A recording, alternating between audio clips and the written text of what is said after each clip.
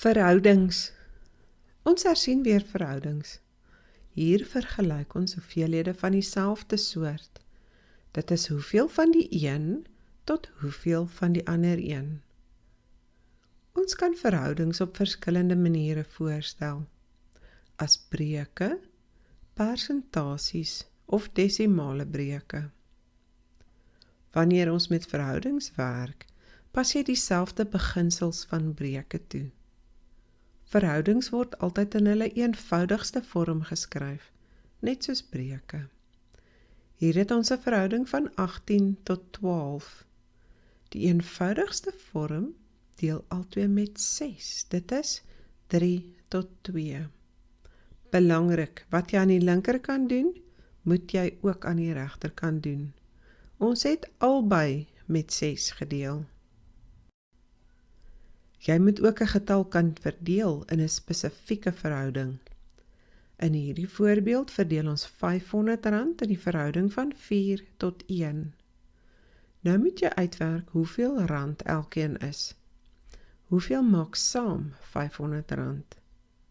Tel die verhoudings bymekaar. 4 plus 1 is 5. En dit word oorgeskryf in breekvorm. Die 4 word 4/5 en die 1 word 1/5.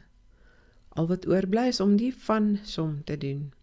Die van word maal en die heelgetal word op 1 gesit. 4/5 van R500 en 1/5 van R500. Kanselleer uit en die verhouding van die heelgetal werk uit op R400 tot R100. Nog 'n bewerking wat jy moet kan doen is om die persentasie van iets in 'n verhouding te bepaal. Ons voorbeeld is die verhouding 3 tot 1. Jy wil uitwerk wat is die persentasie van die tweede getal, die 1. Werk altyd uit hoeveel dele het jy altesaam. 3 plus 1 is 4. 'n 3/4 en 1/4 is saam 100%. Nou word jou breek net eenvoudig omgeskakel na 'n persentasie toe. Kry die ekwivalente breek op 100, sodat dit 'n persentasie is. Jy gaan met 25 maal onder die lyn en ook bo die lyn. Ons kry 25 op 100. Skryf dit as 'n persentasie, 25%. Die tweede getal in die verhouding is 25%.